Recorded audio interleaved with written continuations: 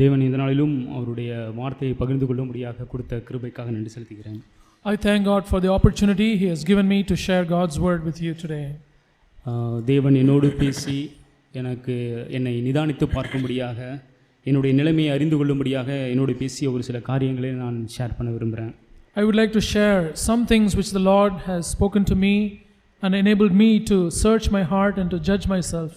நம்ம யோசித்து பார்ப்போம். நம்ம ஜனவரி 1ஆம் தேதி நம்ம நிறைய தீர்மானம் எடுத்திருப்போம். Let's just think about this. We would have taken so many resolutions on January the 1st. இப்போ மார்ச் மாதம். Now we are in March. So இப்போ கம்பெனிஸ்லாம் என்ன பண்ணுவாங்க, குவார்ட்டர் மந்தில் அந்த கம்பெனியோடைய க்ரோத்தை மெஷர் பண்ண பார்ப்பாங்க. In companies, corporate companies, they would revisit their progress in the past 3 months. They would take stock of what's happened in the past quarter. So இன்னைக்கு நான் என்னை நிதானித்து பார்க்க விரும்புகிறது, ஆண்டவரே ஜனவரி மாதம் நான் நிறைய காரியங்களை ஆண்டவருக்காக இப்படி இருக்கணும் அப்படி நிறைய தீர்மானங்கள் எடுத்தோம். So what I would like to judge myself on is, Lord, I took so many resolutions, so many decisions on the 1st of January. எப்பொழுது என்ன ஆகுனா, டிசம்பர் மாதம் எண்டில் திரும்பவும் நம்ம யோசித்து பார்த்துட்டு இந்த வருஷம் போயிடுச்சு, அடுத்த வருஷம் திரும்பவும் நம்ம புது தீர்மானம் எடுப்போம் அப்படின்னு நம்ம யோசிக்கலாம். So we might come to the end of December and think about the past year and say, oh, I've just missed this year also. Okay, let me hope for the next year. ஆனால் இந்த தடவை ஆண்டவரே நான் அப்படி இருந்துடக்கூடாது. ஆண்டவரே நான் இந்த குவார்ட்டர் மந்த், அதாவது இந்த மார்ச் மாதத்துலேயே இந்த 3 மாதம் என்னுடைய லைஃப் நான் எடுத்த தீர்மானத்தின்படி தேவனுக்காக நான் வாழ விரும்பியபடி நான் வாழ்ந்திருக்கிறேனா. But I don't want to wait until the end of December, but I want to see my progress in the past 3 months to see if I have lived up to my resolutions and decisions. ப்ராக்டிக்கலாக யோசிச்சு பாருங்கள் சகோதர சகோதரிகளே, நம்மளுக்கு ஒரு பிள்ளை இருக்கிறாங்க, அவங்க ஸ்கூலில் படிக்க ஆரம்பிக்கிறாங்கன்னா எல்லாருமே ஒரு ஆசை இருக்கும், பிள்ளைங்க படித்து வளர்ந்து கொண்டே இருக்கணும் அப்படின்னு சொல்லிட்டு. Just think about this, brothers and sisters. If you have children, we would all have desires about them that they would study well and move on to the next class.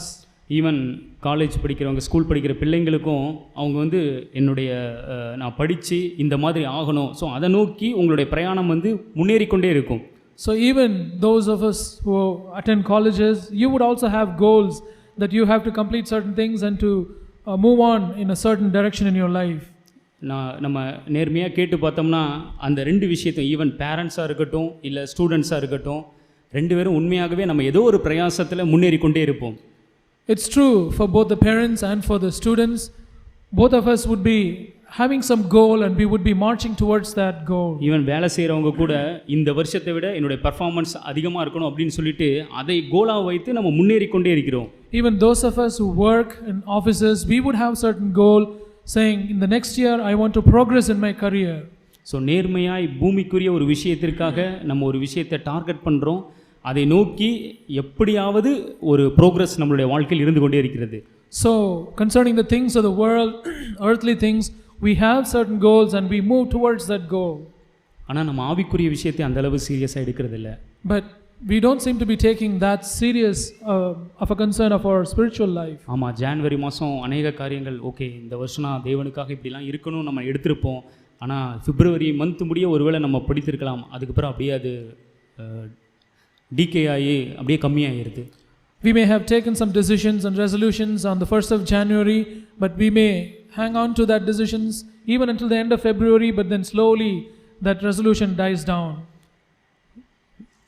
ஓசியா 6ஆம் அதிகாரம் 6வது வசனம். Hosea chapter 6. நான் 3 வசனங்களை நான் காண்பிக்க விரும்புகிறேன்.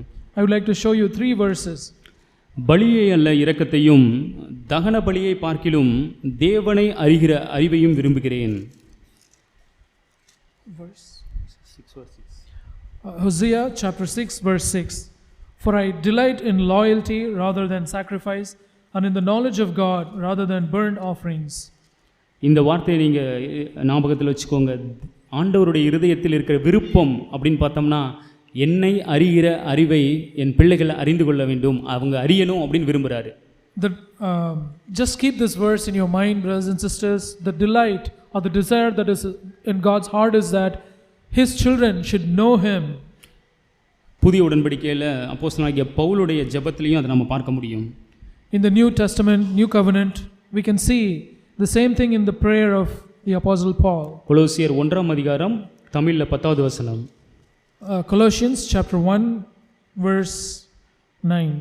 சகலவித நற்கிரியைகளுமாகிய கனிகளை தந்து தேவனை அறிகிற அறிவில் விருத்தி அடைந்து அப்படின்னு ஒரு வார்த்தை இங்கே பயன்படுத்தப்பட்டிருக்கு. In verse 9, that you may be filled with the knowledge of His will in all spiritual wisdom and understanding. In verse 10, the last part, increasing in the knowledge of God. தேவனை அறிகிற அறிவில் விருத்தி அடைந்து, அதாவது பவுலுடைய ஜெபம் சபையை குறித்து தேவனை அறிகிற அறிவில் என் சபையில் உள்ள ஒவ்வொரு சகோதரனும் சகோதரியும் விருத்தி அடைந்து கொண்டே இருக்க வேண்டும். So the desire of Paul about the church in Colossae was that everyone should grow or increase in the knowledge of God. பேதுருடைய தாகத்தையும் நாம் பார்க்கலாம், பேதுருடைய வாஞ்சை. Let's also look at the longing that was in the heart of Peter also. 2 பேதுரு 3ஆம் அதிகாரம் 18வது வசனம். 2 Peter chapter 3 verse 2. நம்முடைய கர்த்தரும் இரட்சகருமாகிய இயேசு கிறிஸ்துவின் கிருபையிலும் அவரை அறிகிற அறிவிலும் வளருங்கள். 2 பேதுரு 3ஆம் அதிகாரம் 18வது வசனம். 2 Peter chapter 3 verse 18. But grow in the grace and knowledge of our Lord and Savior Jesus Christ. So இந்த 3 வசனங்களை வைத்து பார்க்கும் பொழுது, so when we consider all these 3 verses, தேவனுடைய இருதயத்தில் ரட்சிக்கப்பட்ட அவருடைய சீஷனாய் வாழ விரும்பக்கூடிய ஒவ்வொருவரை குறித்தும் ஒரு விருப்பம் இருக்கு. God has a desire in His heart concerning everyone who has been born again and has become a child of God and want to become a disciple of God. என் பிள்ளைகள் என்னை குறித்து அறிகிற அறிவில் வளர வேண்டும், அவங்க விருத்தி அடைய வேண்டும், அது தேவனுடைய விருப்பமாக இருக்கிறது. This is God's desire. My children should grow in the knowledge of me. அதாவது நம்ம எப்படி பேரண்ட்ஸ் என்னுடைய பிள்ளைங்க ஸ்கூலில் ஃபஸ்ட்டு செகண்ட் தேர்டு காலேஜ் அப்படி போகணும்னு நம்ம விரும்புகிறோமோ, just like we parents want our children to progress in their school life and moving on to first grade, second grade, third grade and to college, எப்படி ஆஃபீஸில் நம்ம work பண்ணுற இடத்துல நமக்கு promotion மேலே ப்ரொமோஷன் வந்து நம்ம முன்னேறணும் அப்படின்னு விரும்புகிறோமோ, just like how we want our career to progress in our office, getting promotion after promotion, ஆண்டவர்கிட்ட போய் கேட்டோம்னா, ஆண்டவரே எதை நீங்கள் விரும்புகிறீங்க? நான் தேவனை அறிகிற அறிவை என் பிள்ளைகள் அதில் வளரணும், விருத்தி அடையணும், அதை தான் நான் விரும்புகிறேன் அப்படின்னு ஆண்டவர் சொல்லுவார். If we ask the Lord, Lord, what is your desire about me? And He would say, I want my children to grow in the knowledge of me. So இதை இதை நான் தியானித்து நான் உணர்வடைந்தது யோவான் 9ஆம் அதிகாரத்தில் ஒரு சில வசனங்களை தியானித்து, ஆண்டவரை நான் எப்படி வளரணும் அப்படின்னு தேவன் விரும்புகிறார் என்பதை நான் தியானித்தேன் இந்த காரியங்களில். I meditated on a few verses in the Gospel of John to see how I should grow in the knowledge of God. அதாவது குருடன் பார்வையடைகிற அந்த சம்பவத்தை நம்ம ஒரு ஓமானமாக எடுத்துக்கொண்டு நம்மளை நிதானித்து பார்க்க முடியும். We can consider the parable. We can consider the incident of the blind man being healed by the Lord and consider that as a parable and compare it with our own life. என்னுடைய வாஞ்சையெல்லாம் ஆண்டவரே, நான் இதை தியானித்து முடிக்கும் பொழுது என்னுடைய நிலைமையை நான் உணர்ந்திருக்கணும். My desire was that I told the Lord, as I finish meditating on this incident, I should realize my own need. நான் தேவனை அறிகிற அறிவில் வளர்ந்து கொண்டிருக்கிறேனா, நான் விருத்தி அடைந்து கொண்டிருக்கிறேனா, இல்லைனா நான் stop ஆயிட்டேனா? I want to know, Lord, whether I have grown in the knowledge of God, have I increased in the knowledge of God, or I have just stopped growing stagnantly. இந்த சம்பவம் நம்மளுக்கு எல்லாம் தெரிந்த சம்பவம். இயேசு ஒரு பிறவி குருடனை இங்கே குணமாக்குகிறார். We all know this incident that the Lord Jesus would heal a man born blind. இப்போ அந்த மனுஷனுக்கு கண்ணு திறந்துருச்சு. Now the man has regained his sight. இப்போ 11வது வசனம், யோவான் 9ஆம் அதிகாரம் 11வது வசனம். John chapter 9 verse 11. அவன் கண்ணை திறந்துட்டாங்க. அவன்கிட்ட ஆண்டவர், உன்னை கண்ணை திறந்தது யார் அப்படின்னு கேட்குறாங்க. And the man got his sight and people ask him, who is the one who opened your eyes? இங்கே அவன் சொல்கிறான், அவன் பிரத்யுத்தரமாக இயேசு எனப்பட்ட ஒருவர் அப்படின்னு சொல்லி அவன் அநேக காரியங்களை சொல்கிறான். This is how he responds, the man who is called Jesus. இயேசு எனப்பட்ட ஒருவர், the man who is called Jesus. இங்கிலீஷில் அவர் ஒரு மனிதர், ஒரு இயேசுன்னு ஒரு மனுஷர் இருந்தார், அவர் தான் என்னை குணமாக்கினார். In English it says Jesus, a man who is called Jesus, he was just a man, he lived on this earth and he did something. நான் இதை இப்படி தான் யோசித்து பார்த்தேன். This is how I look at it. இயேசு என்னுடைய வாழ்க்கையில் எப்படி இருக்கிறார்? How is Jesus to me in my life? இப்போ என்கிட்ட கேட்குறாங்க, இயேசு என்ன செஞ்சார் உங்கள் வாழ்க்கையில் அப்படின்னு கேட்டாங்கன்னா, somebody comes and asks me, what did Jesus do to you? ஆமாம் இயேசு நான் வந்து பிரச்சனையில் இருந்தேன், கடனில் இருந்தேன், சுகவீனமாக இருந்தேன், என்னை சுகப்படுத்தினார், பிரச்சனைலாம் சால்வ் பண்ணார். Do I respond saying, oh, I was in so many physical need and I was sick and the Lord came and met my need and healed me of my sicknesses and he went away. அவர் ஒரு நல்ல மனிதர். He is a good man. இப்போ ஒரு ஹாஸ்பிட்டலில் ஒரு நல்ல doctor இருக்கிறாங்கன்னா நான் எந்த நோயில் போனாலும் அவர் எனக்கு ட்ரீட்மெண்ட் கொடுத்து என்னை சுகமாக்கிடுவார். If there is a good doctor in the hospital, if I go to him with any complaint, any sickness, he would heal me of my sicknesses. இப்போ அந்த டாக்டரை பற்றி நம்மக்கிட்ட கேட்டால் நம்ம என்ன சொல்லுவோம்? If somebody asked us about the doctor, what would we respond? அவர் ஒரு நல்ல டாக்டர் அப்படி சொல்லுவோம். We would say he is a good doctor. அவருக்கும் நம்மளுக்கு வேற ஏதாட்டும் தொடர்பு இருக்கா? Do we have any other connection, any more connection with him than this? அவர் ஒரு நல்ல மனிதர், அவ்வளோதான். எனக்கு அவர் அவ்வளோதான் தெரியும். I only know this, that he is just a good man. வெறும் ஒரு பூமிக்குரிய ஏதோ ஒரு ஆசீர்வாதத்திற்காக மட்டும் நான் இயேசுவை பின்பற்றக்கூடிய ஒரு மனிதனாக இருப்பேன் என்றால், if I am a person who just follows the Lord Jesus only to receive some earthly benefit from him, ஏதோ நம்ம சண்டே மட்டும் நான் சர்ச்சுக்கு வருவேன், வார்த்தையை கேட்பேன், மீதி 6 days என்னுடைய லைஃப் எனக்கும் இயேசுக்கும் சம்பந்தமே இல்லாத ஒரு வாழ்க்கை நான் வாழ்வேன் என்றால், if I live a life where I come to the church on Sundays and spend the time only on Sundays and then for the rest of the 6 days of the week I live as I wish, if that is the kind of relationship that I have with Jesus, நம்ம அந்த doctor மாதிரி தான் இயேசுவை treat பண்ணுறோம். then I in fact treat the Lord Jesus just as I would treat that நான் இயேசுவை எப்படி அறிந்திருக்கிறேன் என்றால், this is how I know Jesus. அவர் ஒரு நல்ல மனிதர். நான் எந்த பிரச்சனையில் போனாலும் எனக்கு சால்வ் பண்ணி என் பிரச்சனையை சால்வ் பண்ணுவார். He is a good man. With whatever problem I go to him, he would solve all those problems. சகோதரர்களே, நம்ம யோசிச்சு பார்ப்போம், நம்மளை நிதானித்து பார்ப்போம். Brothers and sisters, let us just think about this. What is our condition? ஏதாட்டும் ஒரு பிரச்சனை வந்தால் மட்டும் ஆண்டவரை தேடக்கூடிய ஒரு மனிதனாக நம்ம இருக்கிறோமா? Are we people who just seek the Lord only when we have some problem? வேற எந்த விஷயத்துக்கும் வேற எந்த நாட்களிலும் நான் அவரை தேடவே மாட்டேன். I'm not seeking him for any other need or for on any other day. நம்ம அப்படி இயேசுவை ட்ரீட் பண்ணுவோம் என்றால், if we treat Jesus like that, நம்ம இந்த குருடன் கிட்ட எப்படி அவங்க கேட்கும் பொழுது அவன் சொன்னால, ஆமா இயேசு எனப்பட்ட ஒரு மனிதர் இருந்தார், அவர் என்னை சுகமாக்கினார் அப்படின்னு தான் நம்ம சொல்லுவோம். just the way this man, the man who got his sight back, said there was a man called Jesus, it is the exact same way that we would also respond. நம்ம தேவனை எப்படி அறிந்திருக்கிறோம்னா, அவர் ஒரு நல்ல மனிதர், அவ்வளோதான். அவருக்கு எனக்கும் சம்பந்தம், வேற எந்த சம்பந்தமும் கிடையாது. Jesus is a good man. I don't have any other relationship or any other thing with him. That is the kind of relationship we have with Jesus. இன்னொரு சம்பவம், நான் இதை ஒப்பிட்டு பார்த்து நான் எச்சரிக்கப்பட்டேன். There is another incident. I just compared it with my life and I was warned through that. நம்மளுக்கு ஆசாரிப்பு கூடாரம் தெரியும். We know about the ark of the tabernacle. அதில் 3 பாகங்கள் இருக்கும். There will be 3 compartments in the tabernacle. பிரகாரம்னு ஒரு outer side ஒரு ஏரியாவை சொல்லுவாங்க. The first one would be the outer court. நடுவுல வந்து 2 பாகங்களா இருக்கும், பரிசுத்த ஸ்தலம், மகா பரிசுத்த ஸ்தலம் அப்படின்னு இருக்கும். And the second part would have 2 components to it. One is the holy place and the other one is the most holy place. இப்போ பிரகாரத்துல வந்து எல்லா இஸ்ரவேல் ஜனங்களும் வருவாங்க, ஆண்டவர் பிரைஸ் பண்ணுவாங்க, ஏதாட்டு காணிக்கை கொடுக்கிறது எல்லாமே அந்த இடத்துல தான் நடக்கும்.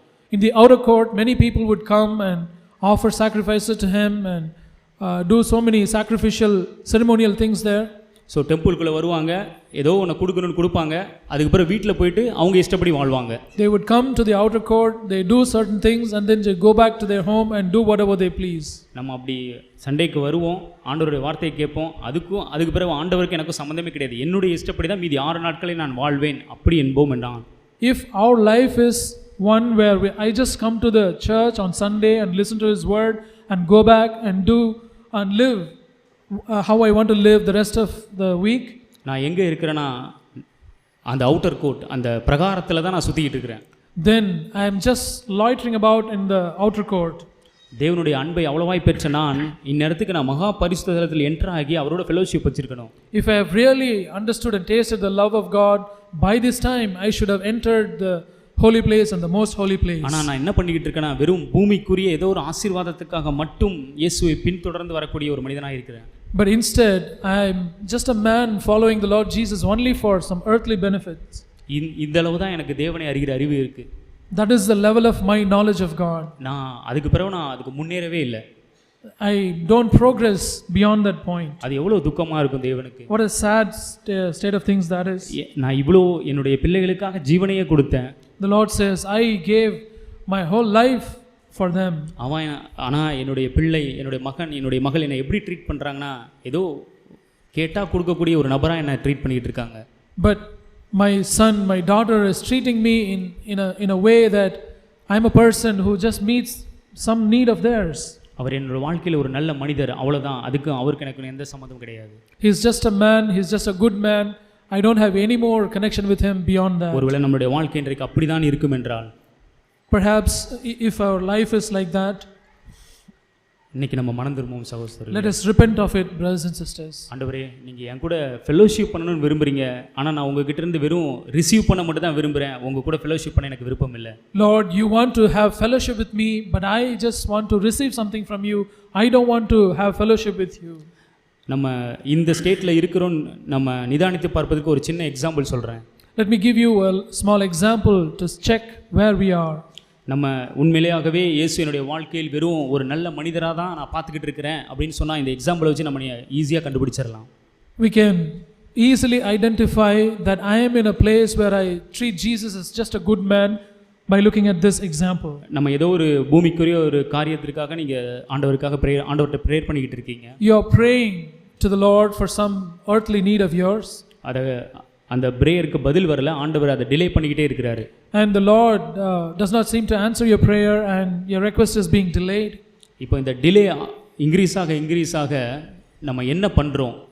As the time progresses, if your request is delayed, what do we do? உங்களுக்கு தேவன் மேலே ஒரு முறுமுறுப்பும் குறை சொல்லுதல் வருதா? Do you have some complaint and grumbling against God? அப்போனா நம்ம இந்த நிலைமையில தான் நம்ம இருக்கிறோம் என்பதை நம்ம உறுதிப்படுத்திக் கொள்ளலாம். Then we can be sure that my condition is here only, that I treat Jesus as just a good man. என்னுடைய பிரேயருக்கு நான் உன்னை கேட்டா எனக்கு உடனே கொடுத்துருக்கணும், அவர் இன்னும் கொடுக்கல, அப்பனா அவர் சரியான ஆள் இல்லை. So by this time he should have given me my request, but he has not given me my request, then that means he is not so good a man. So நம்ம இந்த மாதிரி இடத்துல நம்ம நின்று தேவனை அறிந்து கொண்டு நம்மளுடைய வாழ்க்கை நடத்த வேண்டாம் சகோதரர்களே. So let us not stay in this place and just waste our life, brothers and sisters. அது அடுத்ததாக இந்த மனிதனிட்ட இன்னொரு கான்வர்சேஷன் மூலமாக ஒரு சில பேர் கேட்குறாங்க, நீ யார் என்று சொல்கிற அப்படின்ட்டு. Then there is another conversation people had with this man. They asked him, who do you say you are? யோவான் அதே 9:17 வசனம். John chapter 9 verse 16. மறுபடியும் அவர்கள் குருடனை நோக்கி, உன் கண்களை திறந்தானே, அவனை குறித்து நீ என்ன சொல்கிறாய் என்றார்கள். அதற்கு அவர் தீர்க்கதரிசி என்றான். Therefore some of the Pharisees were saying this. Verse 17. So they said to the blind man again, what do you say about him, since he opened your eyes? And he said, he is a prophet.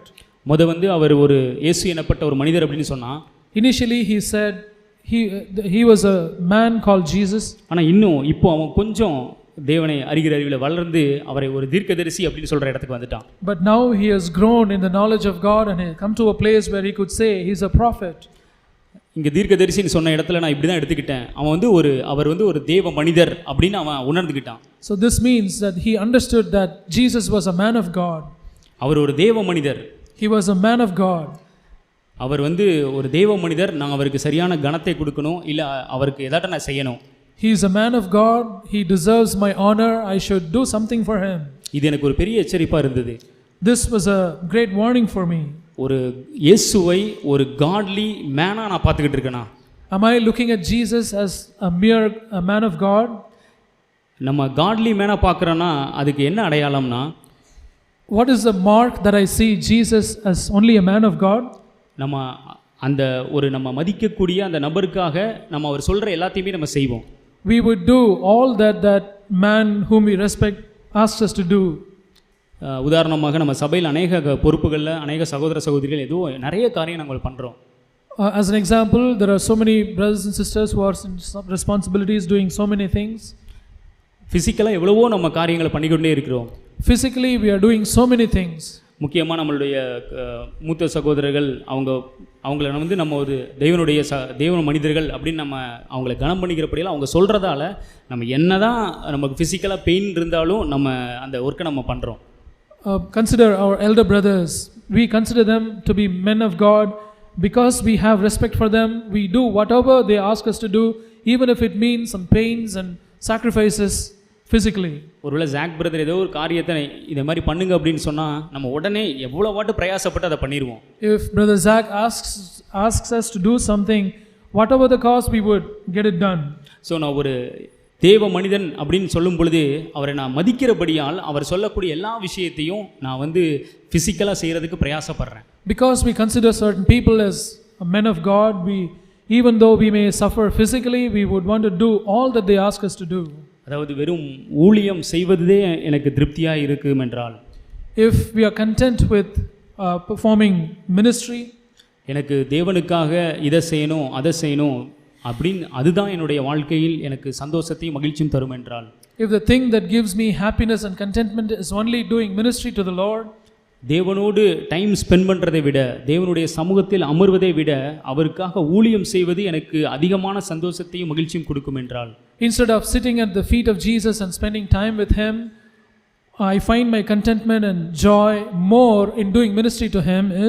நான் இயேசுவை எப்படி பார்க்குறேன்னா, அவர் ஒரு காட்லி man, அவருக்காக நான் என்ன வேணால் பண்ணுவேன், அவ்வளோதான் எனக்கு தெரிஞ்சிருக்கு இயேசுவை பற்றி. Then this is how I look at Jesus. He is only a godly man and I would do anything for him. This is the level of my understanding of Jesus. ஏன்னா அவரை நான் மதிக்கிறேன். Because I honor him, I respect him. இப்போ நம்ம சபையை எடுத்துக்கலாம், நம்ம சகோதரர்கள் சொன்னாங்கன்னா நீங்கள் அவங்களுக்காக நம்ம இன்னைக்கு கூட எவ்வளவோ காரியங்களை நம்ம சகோதரர்கள் பண்ணாங்க. Our elder brothers asked some brothers to do certain things, some arrangements here. Many did so many things. ஆனால் அதுக்கு மேலே நம்ம ஏதாட்டும் ரிலேஷன்ஷிப் அவங்க கூட நம்ம ஃபெலோஷிப் பண்ண முடியுமா?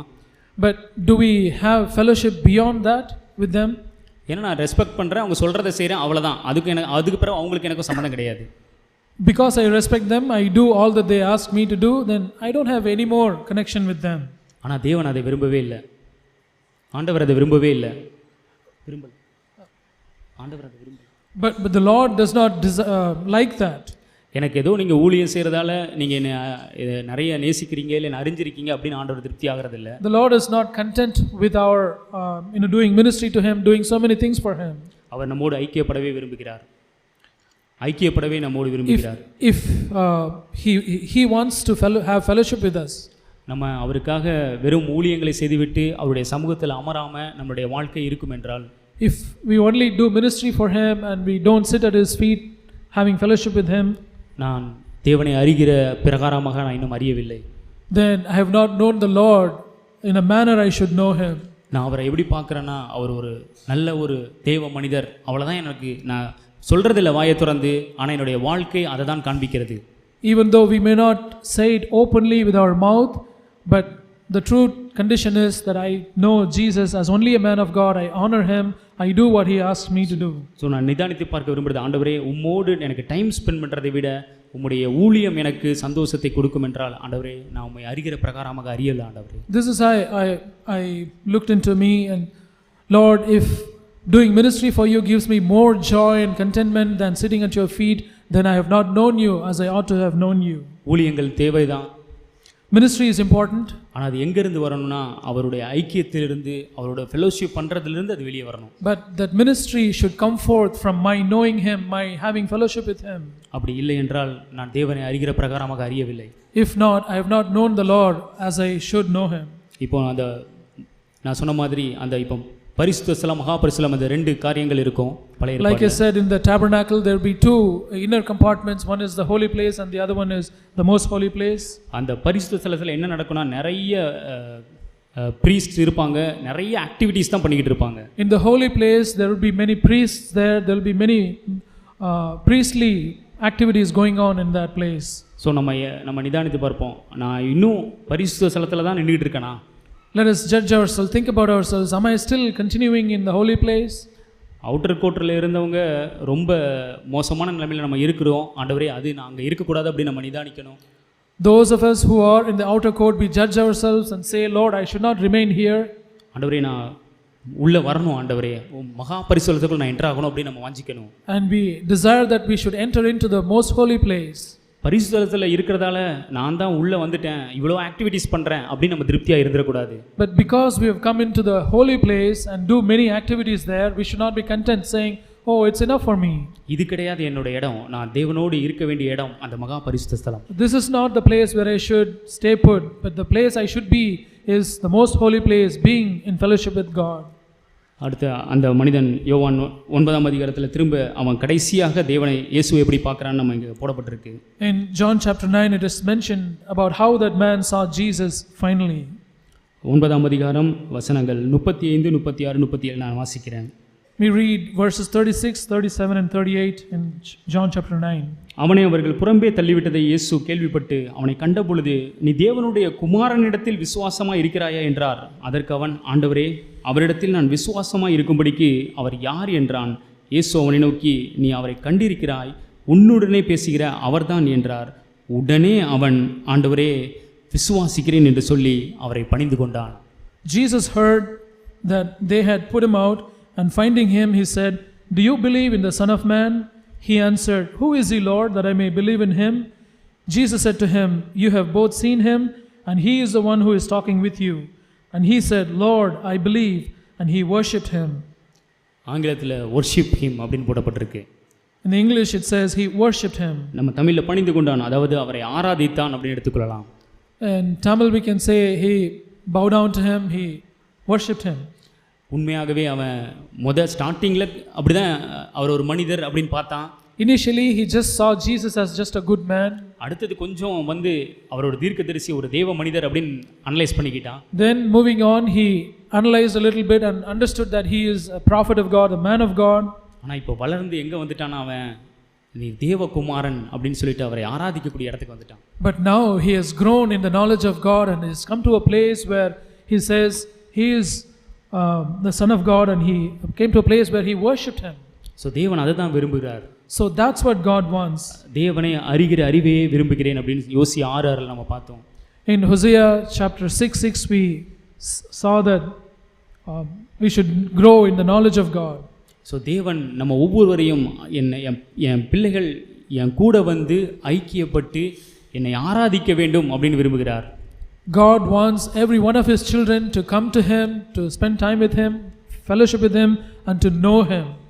ரோமர் 12ஆம் அதிகாரம் 2வது வசனத்தை எடுத்துக்கொள்வோம். Romans chapter 12 verse 2. நம்மளுக்கு தெரிந்த வசனம் தான் எது ஆராதனை. It's a verse very familiar to all of us. Romans chapter 12 verse 2. 1ஆம் வசனத்திலே வாசிக்கலாம். அப்படி இருக்க சகோதரரே, நீங்கள் உங்கள் சரீரங்களை பரிசுத்தமும் தேவனுக்கு பிரியமுமான ஜீவபலியாக ஒப்புக் கொடுக்க வேண்டுமென்று தேவனுடைய இரக்கங்களை முன்னிட்டு உங்களை வேண்டிக் கொள்கிறேன். இதுவே நீங்கள் செய்யத்தக்க புத்தியுள்ள ஆராதனை. Verse 1 and second part of verse 2. Therefore I urge you, brethren, by the mercies of God, to present your bodies a living and holy sacrifice, acceptable to God, which is your spiritual service of worship. And இதுதான் புத்தியுள்ள ஆராதனை. This is the spiritual service of worship. நான் எந்த இடத்துல இருக்கணும்னா, என்னுடைய சரீரத்தை ஜீவபலியாக அவருக்கு அர்ப்பணித்து அவருடைய இரக்கங்களை பார்த்து, ஆண்டவரே, என்னை நான் முற்றிலுமாக உமக்கு அர்ப்பணிக்கிறேன்னு சொல்லி அவரிடத்தில் அன்பு கூர்ந்து அவரை நேசித்து அவரை ஆராதிக்கக்கூடிய இடத்துல நம்ம இருக்கணும். We should be at a place where we see his mercies, and because of his mercies presenting our bodies a living and holy sacrifice, and that's the place we should come to. நம்ம யோசிச்சு பார்ப்போம், நான் எந்த இடத்துல இருக்கிறேன். Let us think about ourselves. Where am I today? அந்த மூன்றாவது நம்மளுக்கு தெரிந்த மாதிரி அந்த மகா பரிசுத்தலத்தில் என்ன இருக்குன்னா, தேவனுடைய பிரசன்னம் இருக்கும், தேவனுடைய உடன்படிக்கை பெட்டி இருக்கும். In the most holy place of the tabernacle, God's presence is there and the ark of the covenant is there. வேற எதுவுமே இருக்காது. Nothing else would be there. அங்க தேவனும் நானும் மட்டும்தான். The God and me. அந்த இடத்துக்கு தான் நாம் எல்லாரும் வரணும்னு தேவன் விரும்புகிறார். That is where God wants me and all of us to come to. நம்மளுக்கு தெரியும், அந்த இடத்துக்கு நம்ம வரணும்னு சொல்லிட்டு நம்மளுக்கு இருக்கும் விருப்பத்தை விட தேவனுக்கு அதிகமான விருப்பம் இருந்தது என்பதை இந்த வசனத்தில் நம்ம பார்க்க முடியும்.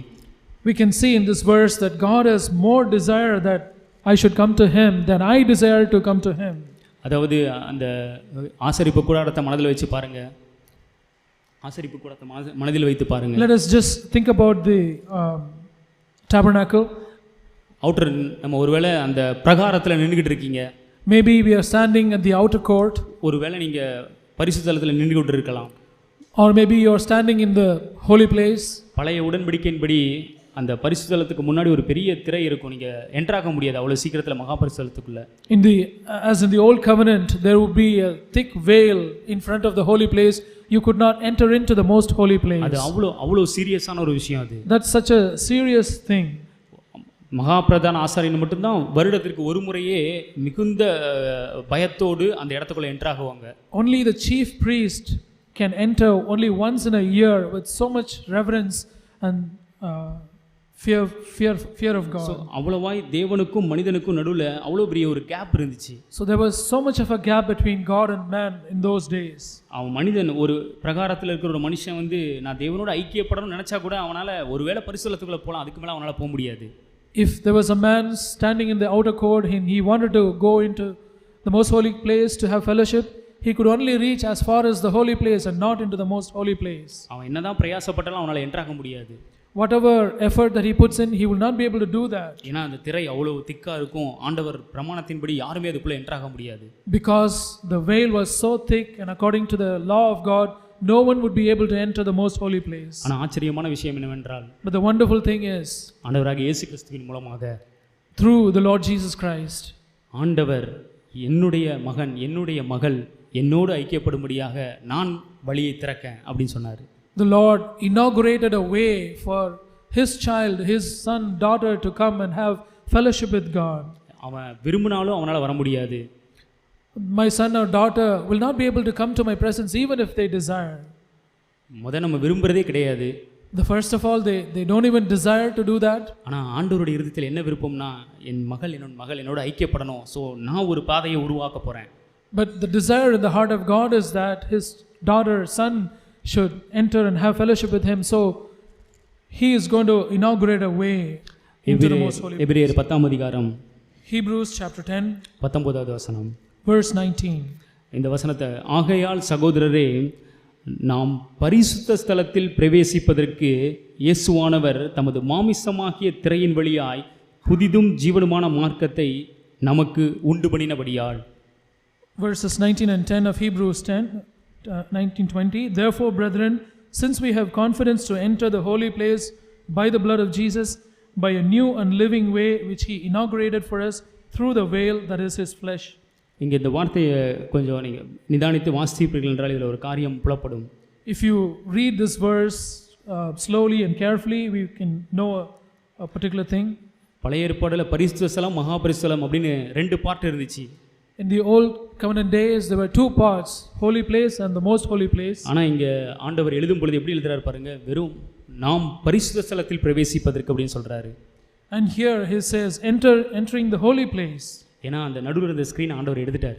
Because he has removed the veil that separated the most holy place and the holy place. இயேசு கிறிஸ்து அந்த கல்வாரி சிலுவையில் எனக்காக அந்த ஜீவனை கொடுத்து அவருடைய மாமிசமாகிய திரையின் வழியாய் அதை கிழித்து நான் உள்ள என்ட்ராக முடியும் இப்போ பரிசுத்த ஸ்தலத்துக்குள். The Lord Jesus Christ offered himself as a sacrifice on the cross of Calvary by allowing himself to be rent as a veil and allowing me to enter into the most holy place. பிதா தன்னுடைய குமாரனையே அந்த பலியை உண்டு பலிக்கும் ஒரு பலியாக அனுப்பி என்னையும் அவரையும் ஒன்றாக்கிட்டார்.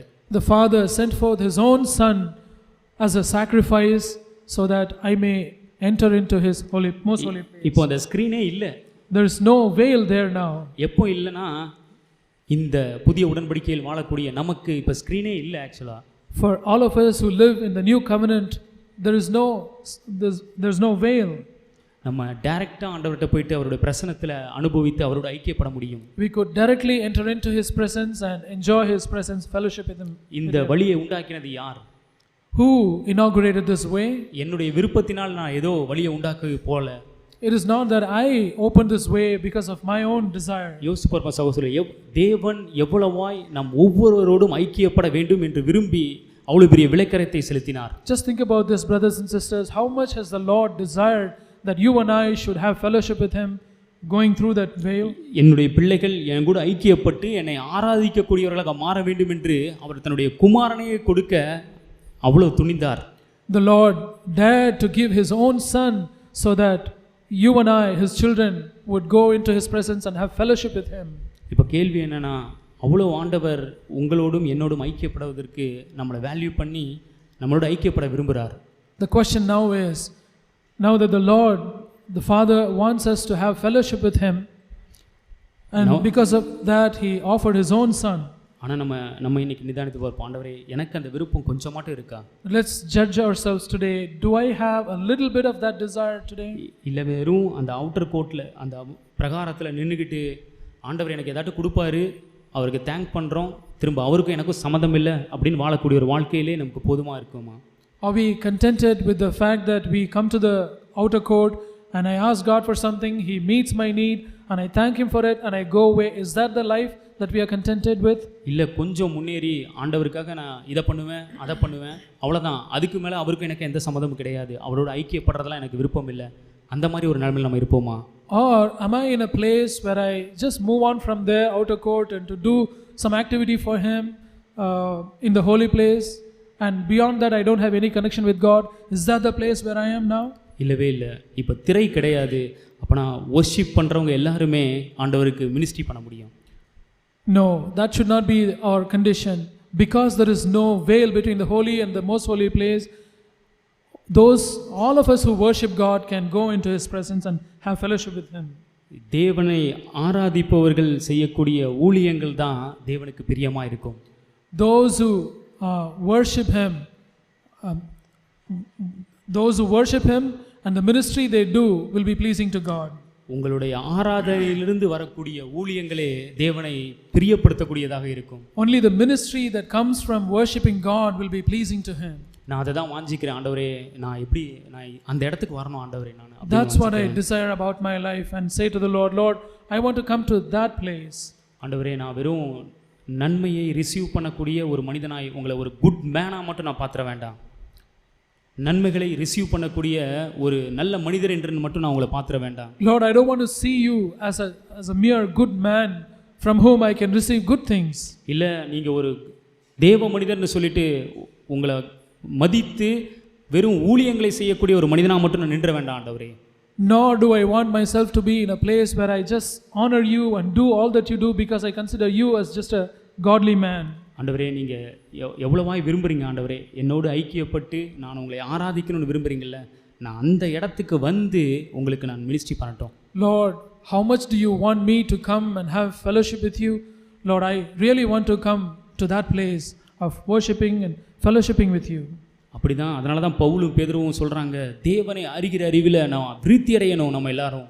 That's what the apostles Paul and Peter said. We all should increase in the knowledge of God. நான் தேவனை அறிகிற அறிவில் வளர்ந்து கொண்டே இருக்கணும். We should keep on increasing and growing in the knowledge of God. போதும் நான் இயேசுவை வெறும் நல்ல மனிதராய் பார்த்த நாட்கள் போதும். It is enough that I've known Jesus as just a good man. போதும் என்னுடைய வாழ்க்கையில் நான் வெறும் இயேசுவை ஒரு தேவ மனிதனாய் பார்த்த அந்த நாட்கள் போதும். Enough for the days that I've known Jesus to be just a prophet or just a man of God. அவர் தேவகுமாரன். He is the Son of God. அவர் துதிக்கும் கனத்திற்கும் மகிமைக்கும் பாத்திரமான தேவகுமாரன். He is the Son of God who is worthy of all honor, glory, power and praise. நான் அவரை ஆராதிக்கணும். Let me worship Him. நான் அவரிடத்தில் அன்பு கூறணும். Let me love Him. இந்த ரெண்டுத்திலிருந்து வெளியே வந்து நான் அவருக்கு ஊழியம் செய்யணும். Out of my worshiping Him and loving Him, I should minister to Him. திரும்பவுமாக ஓசியா 6ஆம் அதிகாரம் 6வது வசனத்தை வாசித்து நான் முடிக்க விரும்புகிறேன். Let me conclude by going back to Hosea chapter 6 verse 6. இந்த வசனத்தை நம்ம இதயத்தில் வைத்துக் கொள்வோம் சகோதரர்களே. பலியை அல்ல இரக்கத்தையும். Let's keep this verse in our hearts, brothers and sisters. பலியை அல்ல இரக்கத்தையும் தகன பலியை பார்க்கிலும் தேவனை அறிகிற அறிவையும் விரும்புகிறேன். I delight in loyalty rather than sacrifice and in the knowledge of God rather than burnt offerings. அதுதான் தேவனுடைய விருப்பம்.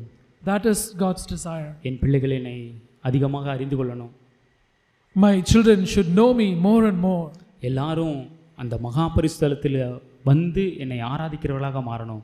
All of them should come to the most holy place and they should be people who worship me there. நம்ம ஆண்டவரே என்னை அந்த இடத்துக்கு கொண்டு போயிருங்க ஆண்டவரே. Let us ask the Lord, Lord, please take me to that place. நான் வெளியே நின்ற வேண்டாம் ஆண்டவரே. Lord, let me not stay outside in the outer court. ஆண்டவரே நான் வளர்ந்து கொண்டே இருக்கட்டும். Let me keep on growing, Lord. தேவன் நம்ம ஒவ்வொருவருக்கும் உதவி செய்வாராங்க. May God help each one of us.